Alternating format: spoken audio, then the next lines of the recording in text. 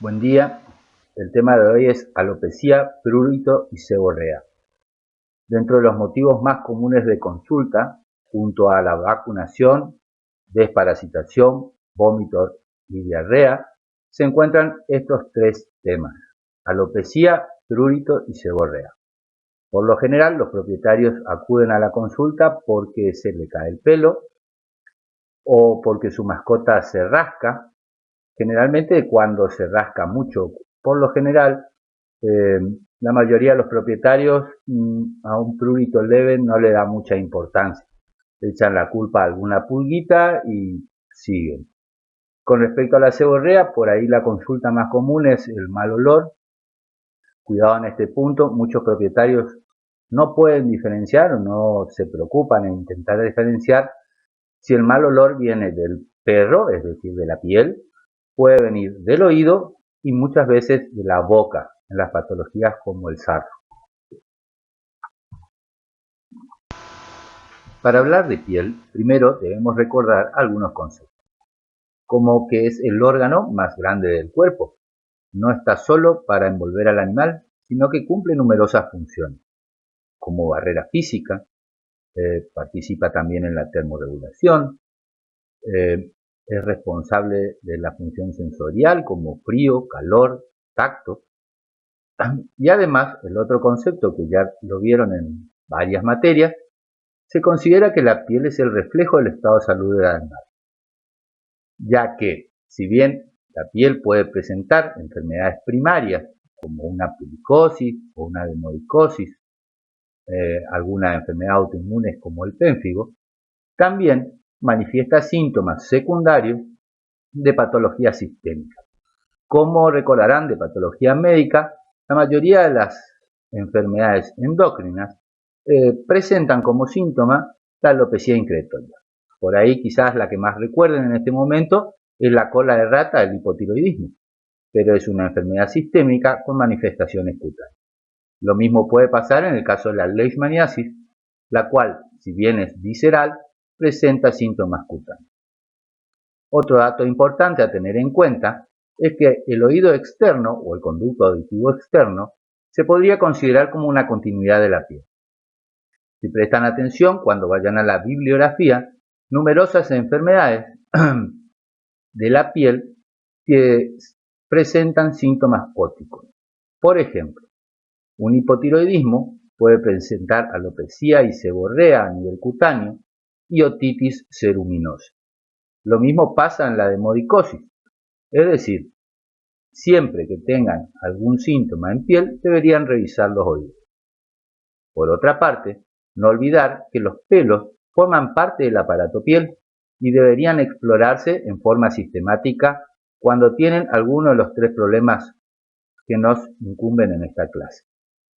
Por ejemplo, puede dar datos como pelos rotos en el caso de las alergias, y si bien el propietario no ve que se rasque, nos da un indicio de que quizás el perro lo esté haciendo.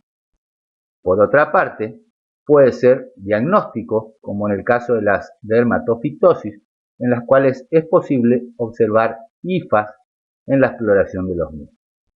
No olvidar las liendres en la pediculosis tampoco.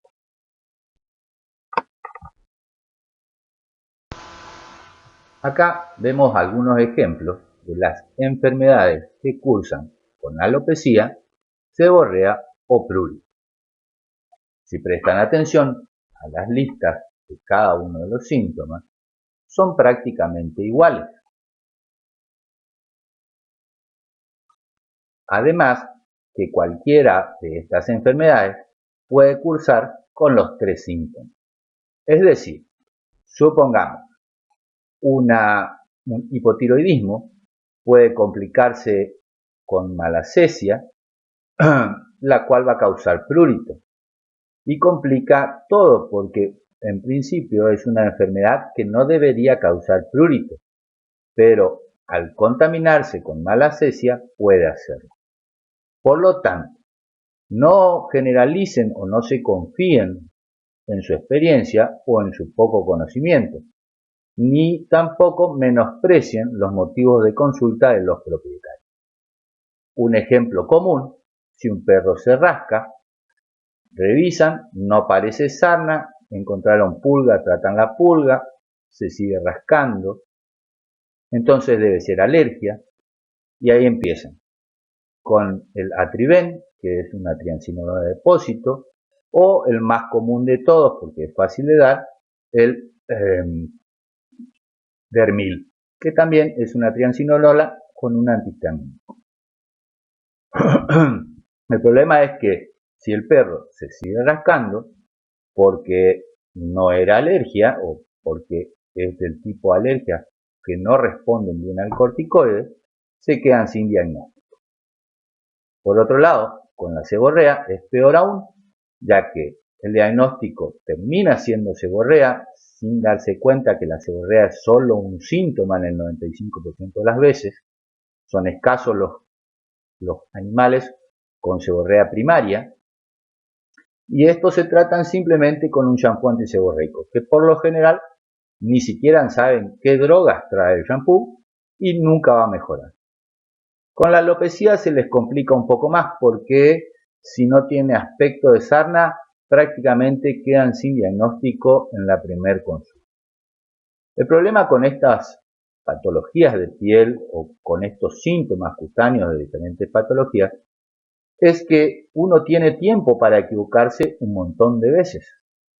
A diferencia del vómito o la diarrea, en las que si uno no los controla se mueren, en estos casos le da tiempo, es decir, no se van a sorprender de ver animales pelados o con prurito, y cuando preguntan ¿hace cuánto? Hace 8 años. Lo llevé a 5 veterinarios, me dieron una lista de cosas y el perro sigue igual.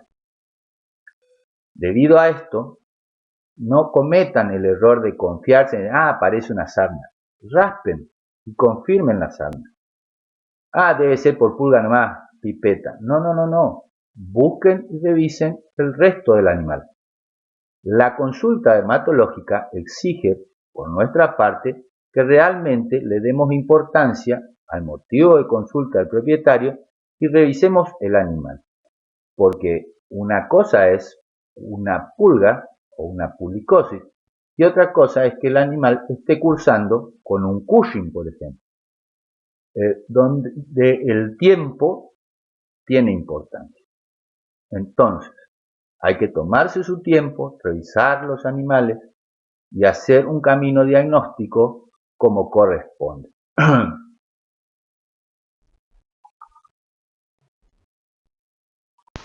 Bien, vamos a ver ahora los métodos complementarios que existen para el diagnóstico de las enfermedades cutáneas o una aproximación diagnóstica a aquellas enfermedades con síntomas cutáneos. Como verán, todos estos métodos ya lo vieron en materias desde el segundo año, es decir, cultivo en micro, citología de superficie también, el raspado en parasitología, probablemente todos los métodos se los enseñaron en semio, la biopsia o las punciones en patología general. Es decir, ustedes conocen todos los métodos diagnósticos que existen para las patologías cutáneas. El problema es que por lo general evitan su uso porque se confían en su diagnóstico o no saben realizarlo o pedirlo, en qué casos pedirlo. Vamos por partes. El raspado de piel, todos sabemos que es principalmente para patologías de ácaro, es decir, para las sarnas. El raspado puede ser superficial o profundo, la diferencia es conseguir el puntillo hemorrágico o no, según el caso que corresponda. Por otro lado, la cinta de acetato en general no la tenemos en cuenta o no recordamos al momento del diagnóstico de una sarna. Existen estudios actualmente que dicen que, por ejemplo, un 75% de las demodicosis diagnosticadas por raspado dan positivo a la cinta de acetato.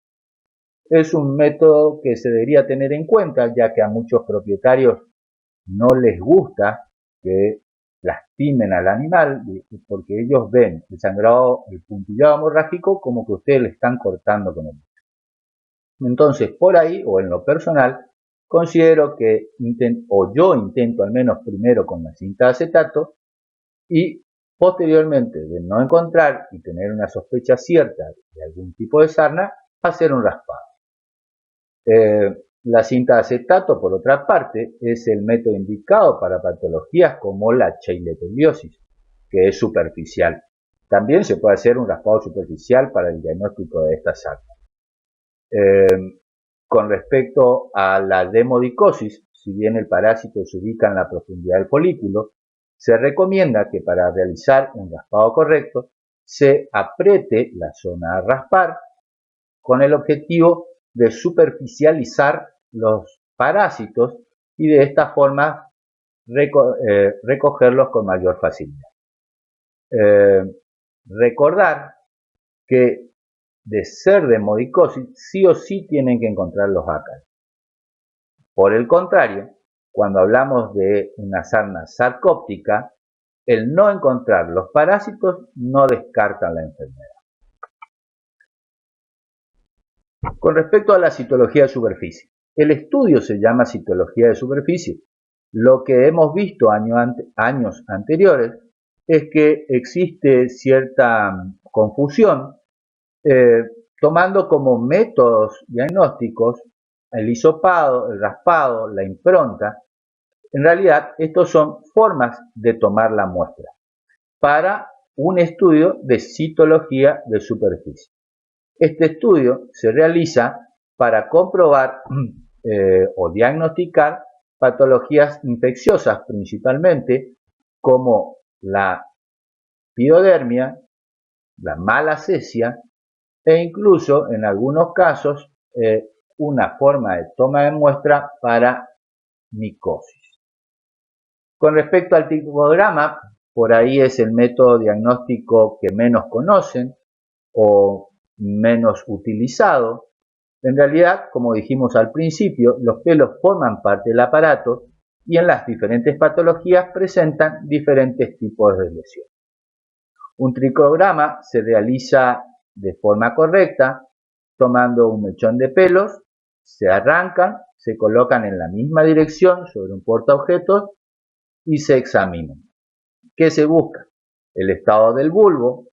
Por ejemplo, en patologías como las endocrinas, esto se encuentra en fase telógena, es decir, el bulbo como que no está viable. A nivel del cuerpo del pelo se observan las escamas, presencia de melanosomas, presencia de hongos. También se puede observar en los pelos la presencia de huevos de parásitos como la pediculosis o la Sheilotiella.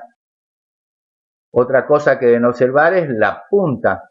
En las patologías en las que el rascado por ahí es mínimo, quizás el propietario no observa al animal rascarse, pero el hecho de que los pelos estén rotos es un indicativo de que puede estar pasando. El cultivo de antibiograma. Si bien en microbiología prácticamente, e incluso muchos autores de libros dicen que cualquier enfermedad de sospecha infecciosa debería hacerse un cultivo de antibiograma mientras se trata contra lo más común. En general, muchos autores también reservan el cultivo de antibiograma para patologías refractarias o recidivantes. Es decir, una piodermia se diagnostica con citología. Se trata, no se cura o se cura y vuelve a aparecer, y en esos casos está reservado el cultivo. Para muchos autores también toman como obligatorio el cultivo cuando la citología de superficie encuentra bacilo, ya que el más común de ellos es la pseudomonas, pero hay que confirmar.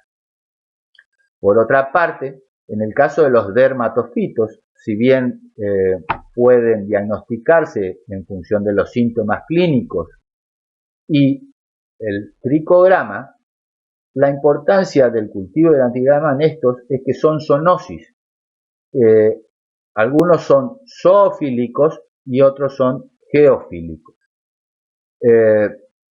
Como son zoonosis, debe determinarse si el problema está en el suelo o si el problema posiblemente se deba a roedores en el ambiente. porque el manejo ambiental de estas enfermedades es importante para evitar el contacto con el hombre. Por otra parte, el último de los métodos complementarios para el diagnóstico de las enfermedades cutáneas son las biopsias. Pueden ser incisionales, cuando se toma solo una porción, que es lo que enseñan en patología general, es decir, tomar una porción desde el centro necrótico de la lesión, incluyendo piel sana. En el caso de las punciones excisionales, se da para lesiones pequeñas, donde directamente se retira toda la lesión con piel sana alrededor y se envía a histopatología. Este método diagnóstico también es el último en utilizarse, por lo general es para confirmar lesiones de patologías más bien congénitas o inmunomediadas como el PENTI. La consulta dermatológica debe ser lo más exhaustiva posible, es decir, deben revisar realmente todo el animal, ya que como vimos, la piel puede tener enfermedades primarias, así como también ser asiento de síntomas de enfermedades sistémicas. Un ejemplo simple, si viene un perro a la consulta por costras en el borde de la oreja, puede ser una sarna sarcóptica, sí, pero también puede ser una vasculitis de un hemoparásito, por ejemplo. Entonces, siempre se debe revisar todo el animal. Motivo de consulta. La importancia del motivo de consulta en realidad es para la parte psicológica del propietario, ya que un perro puede tener cierta alopecia o una disminución en la densidad del pelo y también cursar con prurito. El problema del dueño, ser el prurito, o lo trae a la consulta por el rascado. Eso quizás lo puedan solucionar, pero mientras, por otro lado, si un perro, un pincher, con alopecia en el dorso, es traído a la consulta porque le molesta la caída del pelo, probablemente se trate de una alopecia congénita por dilución de color y el propietario debe saber que en realidad lo que pueden tratar ustedes es las infecciones secundarias y no la caída del pelo. No solo que no va a recuperar el pelaje, sino que además puede seguir perdiéndolo. Esto es importante de no crear falsas expectativas en el propietario. Una sarna se cura, una alergia se va a tratar toda la vida, cada vez que el dueño se descuide. Entonces, y el dueño debe entender esto, si no, quizás crea que nosotros nos estamos equivocando, vaya a otro veterinario y así sucesivamente. Entonces, hay que prestarle atención de qué es lo que le preocupa al propietario y hablar con él para explicarle qué se puede y qué no se puede lograr con el tratamiento. Reseña. Esto está en todos lados, desde semio, raza, sexo, edad. Son importantísimas en las consultas dermatológicas, ya que, por ejemplo, tratándose de raza, se sabe que hay cierta predisposición racial a algunas patologías, como por ejemplo, la seborrea, la mayoría de las veces, digamos, un 95% de los casos, siempre es secundaria a una patología de base. Tener cuidado con el cocker, que es una de las razas en las que la seborrea primaria de tipo congénita puede presentarse. El sexo, el ejemplo más fácil de entender, son las alopecias hormonales. Se pueden dar, por ejemplo, por hiper o hipoestrogenismo y obviamente es una patología de las hembras. La edad. Numerosas patologías tienen una edad de inicio. Los ejemplos más comunes, una demodicosis por lo general es de un individuo juvenil, al igual que la dermatofitosis. Son muy raras estas patologías en individuos adultos. Si se presentaran en un perro de unos 7 u 8 años, muchos autores consideran que estas patologías son indicadoras de inmunosupresión, por lo que la exploración clínica debería ser un poco más exhaustiva, buscando la causa de estrés o alguna neoplasia u otro tipo de enfermedad o medicación inmunosupresora. La anamnesis. La anamnesis quizás sea el punto más importante de la consulta dermatológica, ya que se deberían incluir todas las preguntas necesarias para orientar el diagnóstico.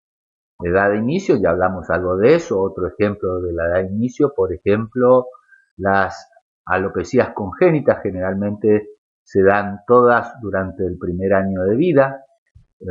Si viene un tekel o un salchicha, como lo quieran ver, de 6 meses con alopecia en las orejas y en la parte ventral, lo más probable es que sea una alopecia en patrón y se da durante los 6 primeros meses, durante el primer año de vida. Con respecto a las alergias, por ejemplo, se sabe que la atopía, en la mayoría de los autores coincide, se presenta entre el primero y el tercer año de vida. No así la alergia alimentaria, la cual puede iniciar desde los 3 o 4 meses de edad. Con respecto al lugar e inicio y progresión de las lesiones, es importante este punto, ya que podemos recibir animales quizás completamente pelados o con infecciones agregadas, pero determinar dónde empezaron las lesiones nos permite evaluar el posible dermograma. Por ejemplo, un perro con Cushing en principio tiene una alopecia troncal simétrica. Si la misma progresa sin tratamiento, puede afectar a todo el cuerpo, excluyendo la cabeza y los miembros. Inicio gradual o repentino. El inicio puede ser de a poquito, como en el caso de las enfermedades endocrinas, o repentino como una dermatitis por contacto. Con respecto a estudios y tratamientos previos, en este punto hay que ser cuidadoso, ya que muchas veces vamos a recibir animales que ya están dando vuelta por varios colegas. Tienen que preguntar si se le hicieron raspados, si se hizo citología, qué tipo de estudios se le hicieron y qué tratamientos previos le realizaron, ya que quizás, por ejemplo, pueden estar frente a un Cushing iatrogénico por exceso de corticoides y tal vez el perro se solucione simplemente tratando eso. Estacionalidad. Esto tiene mayor importancia tratándose de alergias. Se sabe que la atopía en principio es una enfermedad estacionaria, es decir, el perro suele ser alérgico o a los polen o a los ácaros ambientales. En este sentido, la enfermedad podría presentarse solamente en otoño-invierno o más en primavera-verano. Otro ejemplo, quizás no para Corrientes, ya que aquí hay pulgas todo el año, pero hay lugares donde la estacionalidad de la pulicosis está marcada al periodo de primavera-verano. Quizás en una alergia por pulga, el perro está afectado solo en esa estación del año. Dieta. También tiene que ver con respecto a las alergias y se debe incluir en la anamnesis de la dieta todo lo que el animal come. Por ejemplo, puede que hayan diagnosticado una alergia alimentaria y le estén dando alimento hipoalergénico. Viene el propietario y dice hace 2 meses come el alimento hipoalergénico y sigue igual. Sin embargo, durante esos 2 meses, el propietario le da los Dentastic, esos palitos para limpiar sarro, que tienen proteína de carne, o controla los ectoparásitos con Nexgard, que también tiene proteína de carne. Entonces, quizás el diagnóstico de alergia alimentaria estuvo bien realizado, la dieta hipoalergénica bien prescripta, pero no se habló con el propietario sobre las otras cosas. Mientras no retiren esto, va a seguir con su alergia. Síntomas de enfermedad sistémica. Vimos en las listas de la primera diapositiva que muchas enfermedades sistémicas pueden tener síntomas cutáneos, por lo que deberían incluirse preguntas como poliuria, polidipsia, polifagia, adinamia en el caso del hipotiroidismo, intolerancia al ejercicio, ya que todos estos datos nos van a permitir orientar la patología. Síntomas digestivos, para el caso de las alergias alimentarias, muchas veces, no siempre, la alergia alimentaria puede ir acompañada de síntomas como vómitos y diarrea.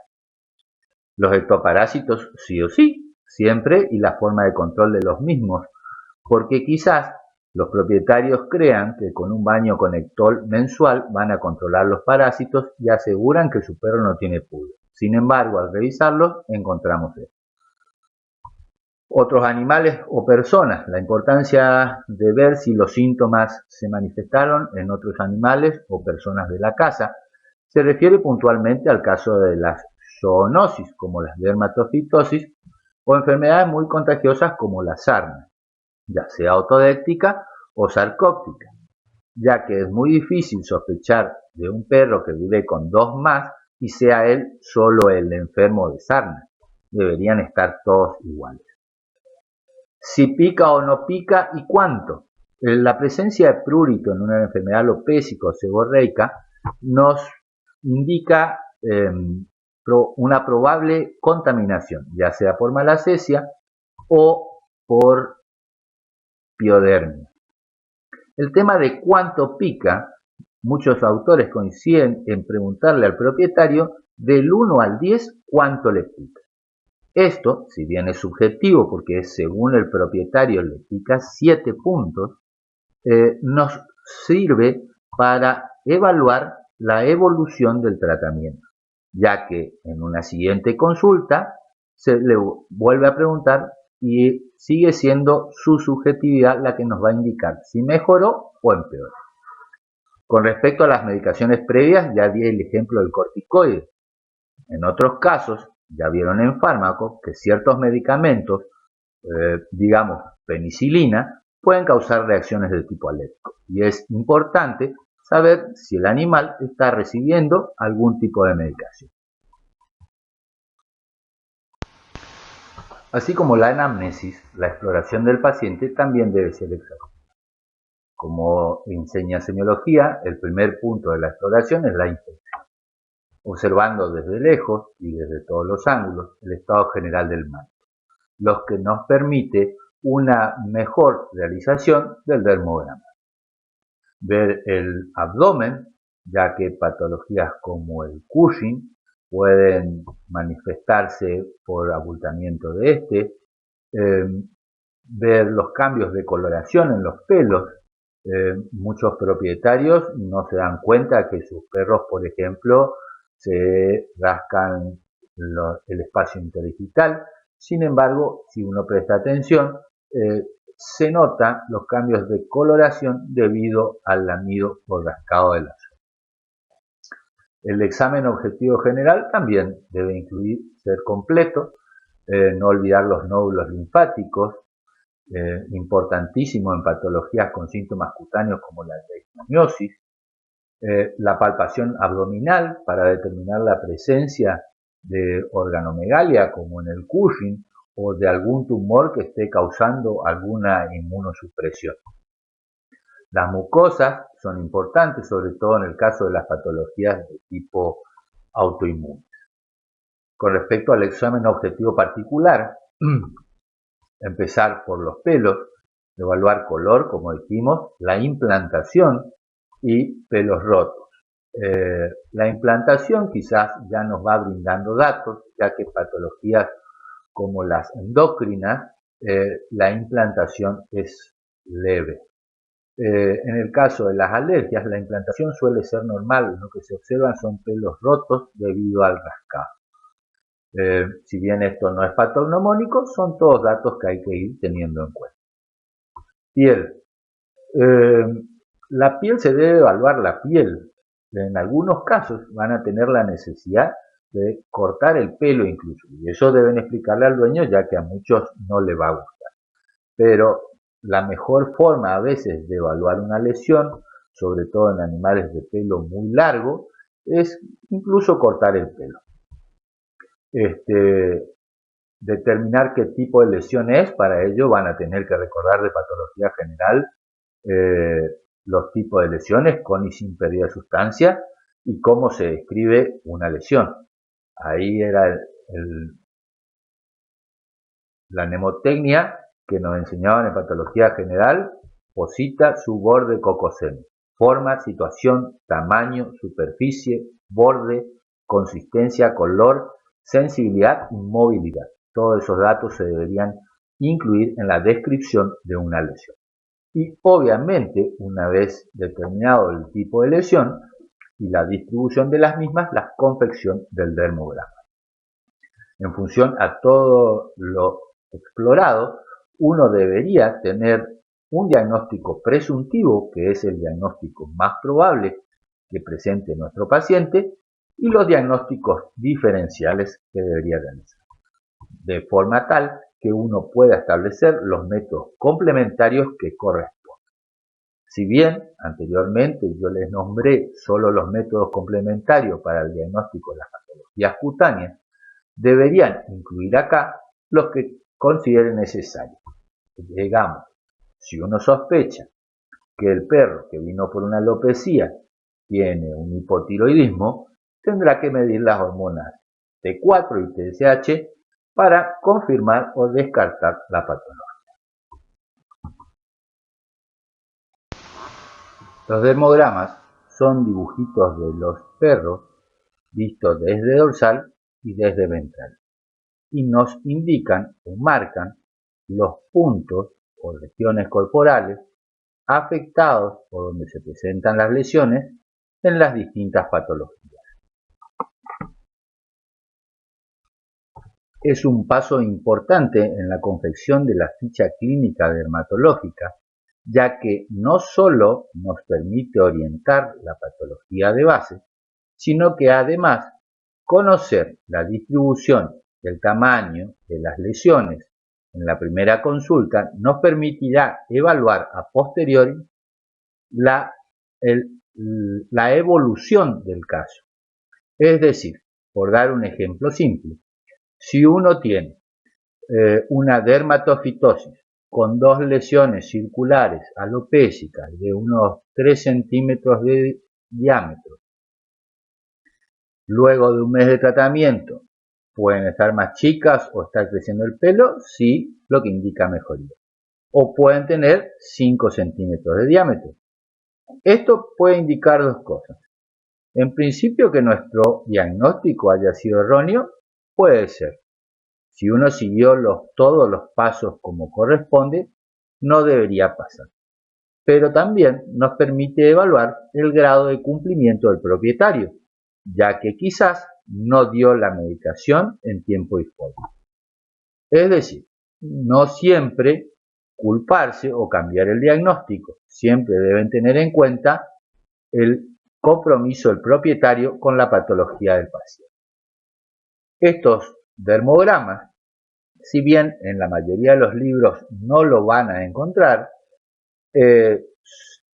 estos más bien indican los puntos de lesiones y de última tendrían que hacer ustedes sus dermogramas.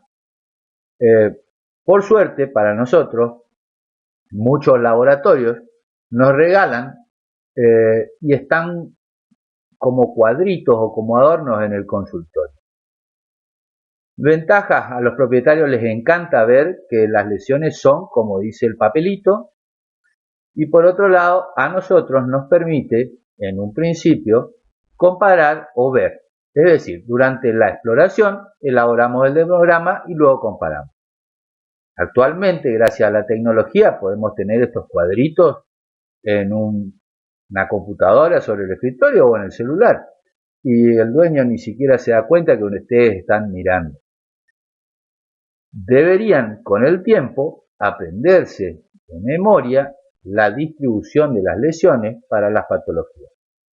Quizás empezando por generalidades, como decir, la demodicosis empieza de la cara o de mitad del perro para adelante y se distribuye para atrás.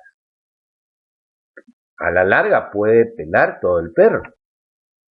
Sin embargo, la sarcoptosis empieza en margen de la oreja, codos, tarsos, parte ventral del perro y de ahí asciende. Circunstancialmente, si el tiempo pasa, puede pelar todo el perro, pero es medio perro para abajo en principio. La mayoría de las patologías hormonales empiezan en periné, ingle, vientre, progresan hacia el cuello y posteriormente ascienden sobre el tronco. Si uno toma como generalidades, en principio puede orientar. Con los años sería ideal que aprendan la distribución de la mayoría de las enfermedades.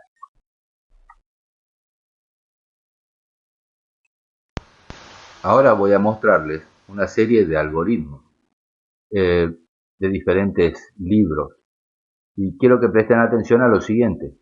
Independientemente del punto de partida, es decir, si el motivo de consulta es una alopecia, un prurito o una seborrea, e independientemente del autor, se van a dar cuenta que los pasos a seguir para el diagnóstico correcto siempre son los mismos o se repiten. Por ejemplo, presten atención a este caso.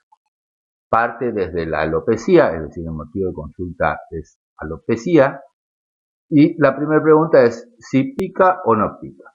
Si la alopecia es pruriginosa, el primer paso a seguir es descartar las sarnas, por lo que se realizará un raspado o una cinta de acetato.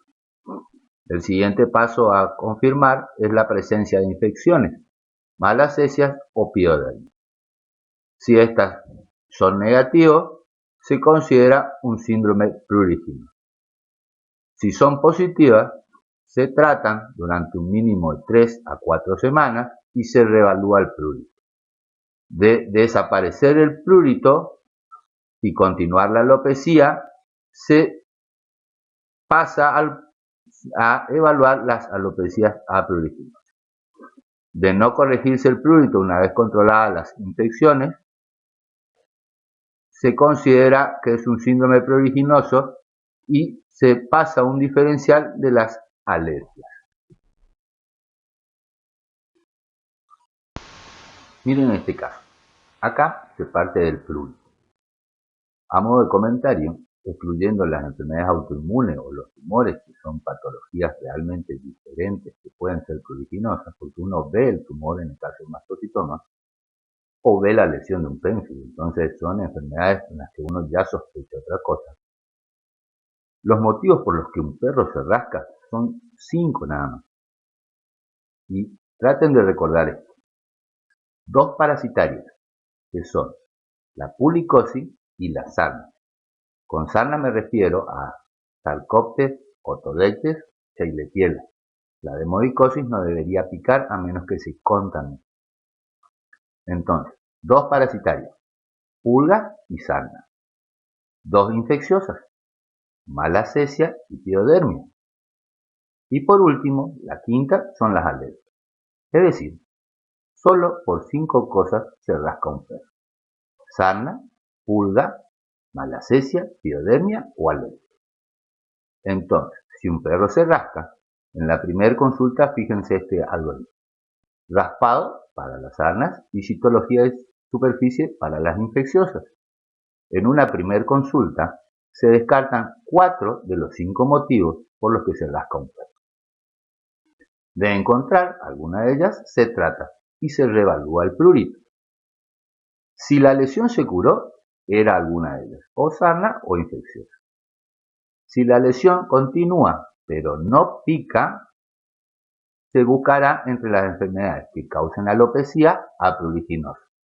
En este grupo se encuentran las endocrinopatías y las alopecias congénitas, como por ejemplo la alopecia por erupción de colon. De continuar rascándose, se pasa a un diferencial de alergias.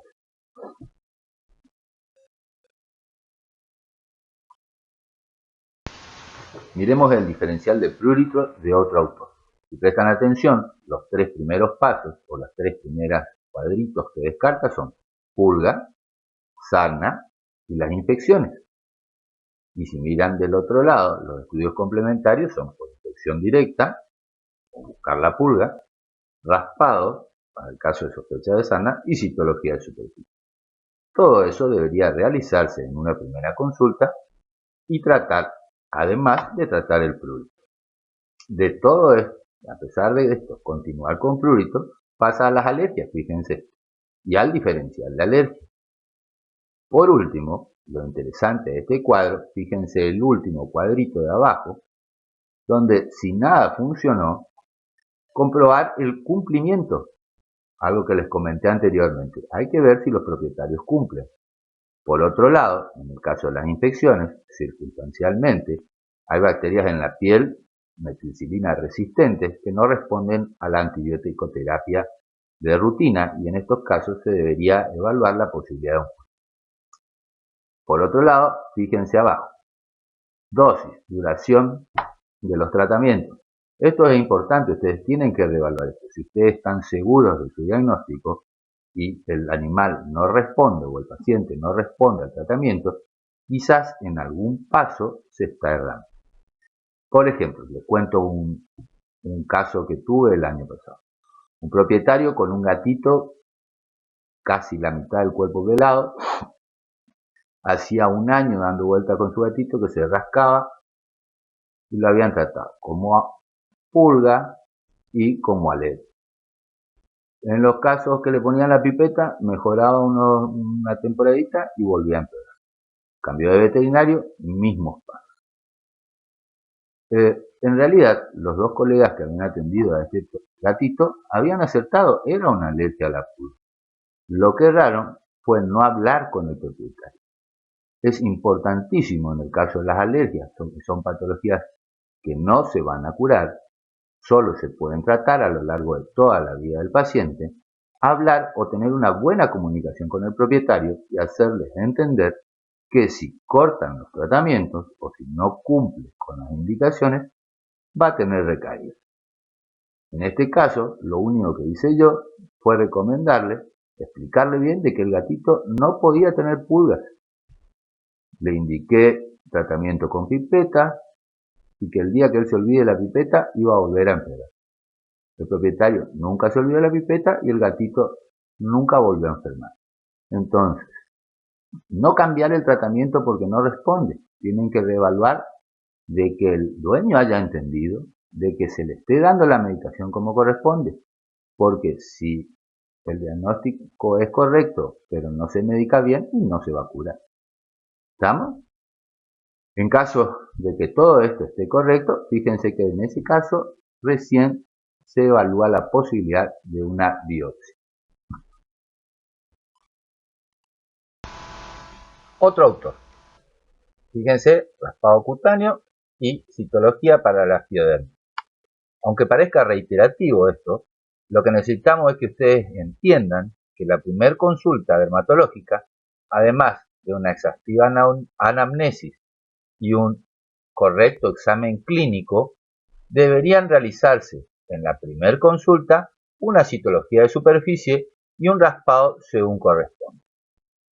Con respecto al raspado, existen muchos autores que indican que toda patología alopécica debería ser raspada. En lo personal, considero que hay que hacer la parte clínica y raspar solo si se justifica. Con respecto a las sarnas, hay que hacer la aclaración de que, por ejemplo, la sarna sarcóptica, en la mayoría de la bibliografía, se cita que es una sarna de diagnóstico clínico principalmente. Tiene un dermograma puntual que incluye borde de la oreja, axila, codos, tarso y parte ventral del perro. Con respecto a esto, la mayoría de la bibliografía también indica que entre un 75 y 85% de patognomónico el reflejo otopruriginoso. Tener en cuenta que la sarna sarcóptica quizás sea la enfermedad que más prurito causa a los perros. Por otra parte, puede en algunos casos, o en realidad en la mitad de los casos, dar negativo el raspado, pero si tiene toda la sintomatología clínica, aunque el raspado dé negativo, se debe tratar. Con respecto a la demodicosis, es otro tema.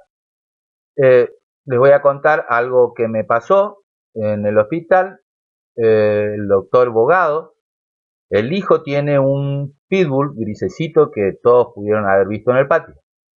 Cuando era cachorrito, hace unos 3 años, lo trajo a la consulta al hospital por una lesión, una única lesión, circular en dorsal de los metatarsianos.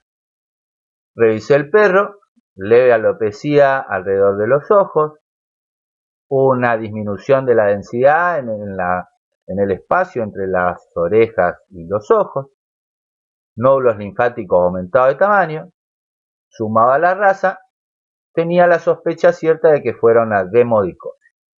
Le comenté que iba a raspar y él me dijo que no, que para él no era, que era una micosis o una dermatofitosis porque había tenido una lesión anterior similar en el metacarpo y él la curó con yodo.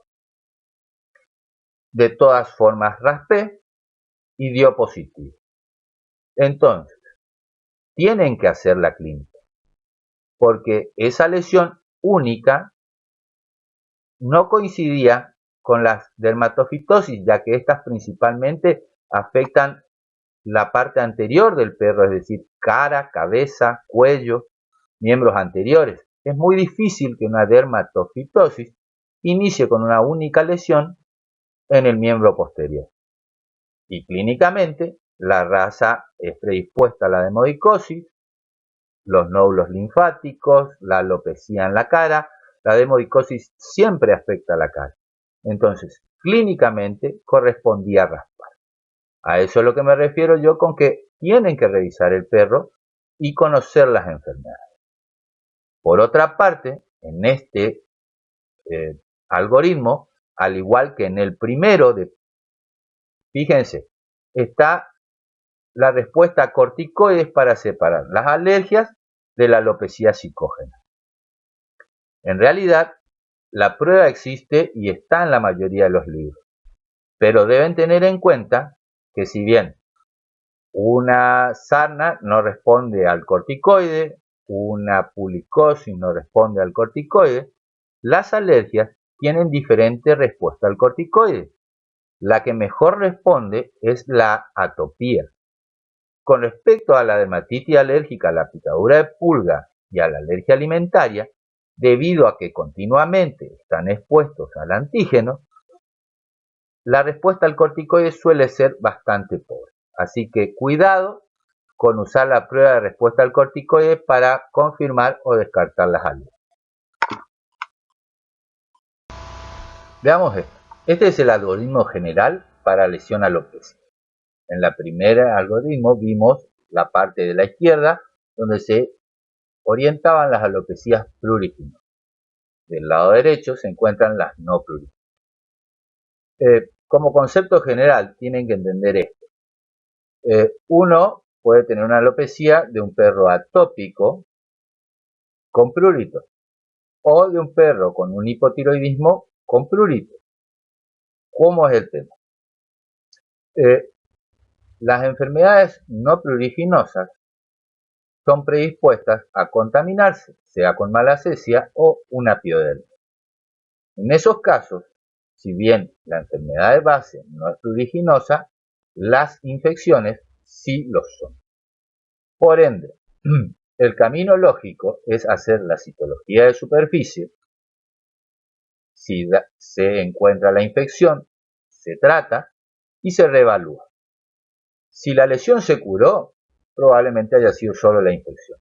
Lo raro es que, generalmente, en un 95% de las veces, las infecciones, tanto por malacesia o piodermia, son secundarias a una patología de base. Es decir, una vez que se diagnosticaron, se trataron, se reevalúa el animal. Porque se busca conseguir lo que se denomina un prurito limpio, es decir, que no tenga infecciones. Una vez que se trataron las infecciones, si sigue picando, lo más probable es que sea una alergia. De no ser así, lo más probable de tratarse de una alopecia apruriginosa es que una vez tratada la infección secundaria, continúe la lesión, pero ya sin prurito. Entonces, pasamos a las alopecias no pruriginosas, que incluyen dentro de las parasitarias la demodicosis. Sabemos que la demodicosis pura no debería picar. Y por otro lado, las enfermedades endocrinas y las enfermedades congénitas. Alopecias no pruriginosas. Como vimos, después de la clínica, si se justifica el raspado para la demodicosis, igual que cultivo para la dermatofitosis. De encontrarse, deberían tratarse. A la vez, se debería en la primera consulta hacer preguntas como polidipsia, poliuria, todos los síntomas de las enfermedades endócrinas, ya que aunque tenga la infección, mientras tratamos la infección y el prurito, se deberían hacer los estudios orientativos a las patologías endócrinas. De no tener síntomas o una sospecha de una patología endocrina, lo más probable es que la alopecia se deba a defectos congénitos. En estos casos, además de la distribución de las lesiones, se debería realizar una biopsia cutánea para confirmar los mismos, ya que en general muchas de ellas tienen lesiones patognomónicas. Fíjense, en el caso de las seborreas empezamos igual que con la alopecia. ¿Pica o no pica? Investigar. ¿Qué se investiga? Sarnas e infecciones, es decir, en la primera consulta, raspados si corresponde y una citología de superficie. Posteriormente se deberían tratar y continuar si se cura o no el camino. Lo que sigue en descartar son las endocrinopatías, y porque el 95% de las seborreas siempre son secundarias, igual que con las infecciones. En general, la mayoría de las seborreas que ustedes vean van a ser síntomas de patologías de base. Es decir, no simplifiquen la cosa con darle un shampoo antiseborreico y no investigar, cuando se sabe que la mayoría de los casos que se presenten por seborrea tienen una enfermedad de base. Son muy pocos los casos en los que la seborrea es primaria y es de tipo congénita, como en el cocker, por ejemplo. De no ser cocker, tendrían que evaluar correctamente el animal y seguir los pasos lógicos, que como se habrán dado cuenta hasta acá, siempre son los mismos. Primer consulta, raspado y citología de superficie. Se tratan, se busca un prurito limpio y se reevalúa. De seguir el prurito, lo más probable es que sea alérgico. De no, es una enfermedad no pruriginosa, y en ese caso se incluyen las endocrinopatías y las alopecias de tipo congénito. A modo de conclusión o de datos, cosas que me gustaría que le queden de esta clase. Primer consulta. Se debe extremar la anamnesis y la exploración, ya que puede tener enfermedades primarias o tratarse de síntomas de una enfermedad sistémica. Uno puede tratar el prurito de un hipotiroidismo, y mientras no solucione la enfermedad de base, el animal va a seguir con la alopecia y con infecciones a repetición. Por otro lado, es importantísimo confeccionar la ficha clínica y el dermograma, ya que esto nos va a permitir evaluar la evolución de la enfermedad. Como norma general, como vieron en los diferentes algoritmos, no importaba de dónde salimos, la primera consulta debería ir con un raspado, una citología y una tricografía. Muchos colegas, debido a esto, cobran la consulta dermatológica un poco más e incluso el doble que una consulta común, ya que estos estudios deberían incluirse sí o sí, según corresponda, en la primera consulta. Otros datos. Tener en cuenta que muchas patologías cutáneas o sistémicas con manifestación cutánea también incluyen en el oído, como dijimos al principio. Ya vieron en la clase de otitis que el 95% de las otitis son secundarias, es decir, si tienen un animal que es traído a la consulta por una otitis, revisar todo el animal buscando la patología de base, sea una alergia, sea una demodicosis o sea un hipotiroidismo. De la misma manera, sucede con la piodermia. El síntoma principal de la piodermia superficial es el impétigo, el cual puede tener todos sus estadios o solo alguno de ellos, pero en el 95% de las veces son secundarias a una patología de base. La malacesia también, prácticamente son siempre secundarias y son las dos contaminantes principales de patologías pruriginosas como una atopía o apruriginosas como el CUS. La seborrea, salvo contadas excepciones, también siempre son síntomas secundarios de una patología de base. No olvidar estos números, ya que no importa el motivo de consulta, si cualquiera de ellos deberían revisar todo el perro buscando la enfermedad primaria. La respuesta a corticoides ya hablamos un poco. Si bien en la anamnesis deberían preguntar si hay, a veces buena o mala respuesta, tener en cuenta que no todas las enfermedades responden de la misma manera. Evaluar la cronicidad. Para evaluar la cronicidad, esto se los puse acá porque, por ejemplo, en el caso de los raspados o para toma de muestras de dermatopitosis, se prefieren lesiones nuevas. La piel reacciona ante la injuria en este orden. Primero congestión, es decir, se ve un poco aumentado el color de la zona. Luego la misma zona se hiperpigmenta, tomando un color gris o negro incluso. Posteriormente aumenta el espesor de la capa córnea, una hiperkeratosis. Y si el proceso es suficientemente crónico, llega a la liquenificación de la misma. A ustedes les va a permitir evaluar la cronicidad y a su vez elegir la lesión a muestrear. Citología antes que cultivo. Un poco de esto hablamos.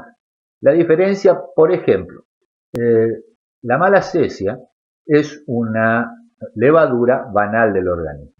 Probablemente, si ustedes hacen un cultivo ótico, encuentren malacesia, lo que no dice que las malacesias estén causando la enfermedad. Sin embargo, en la citología lo que se observa es la presencia de malacesias y de células inflamatorias, lo que demuestra que el proceso es activo. Y por eso siempre, o muchos autores, indican primero la citología. De igual manera pasa con las bacterias.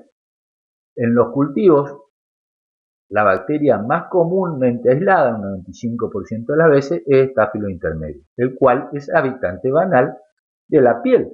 Es decir, si hacen un cultivo sin los recaudos necesarios para no tocar la superficie de la piel, lo más probable es que les dé Staphylo intermedio, lo que no indica que estos estén causando la infección. Sí, sin embargo, en la citología se observan neutrófilos con cocos dentro de ellos o fagocitados, neutrófilos reactivos. Entonces la citología es la que realmente a nosotros nos da la pauta de que esos agentes banales están causando enfermedad. No tener miedo a la biopsia. La biopsia, por lo general, la mayoría de los colegas piensa que es un método bastante cruento. Sin embargo, en algunos casos, como las autoinmunes, quizás sea la única forma de diagnosticar.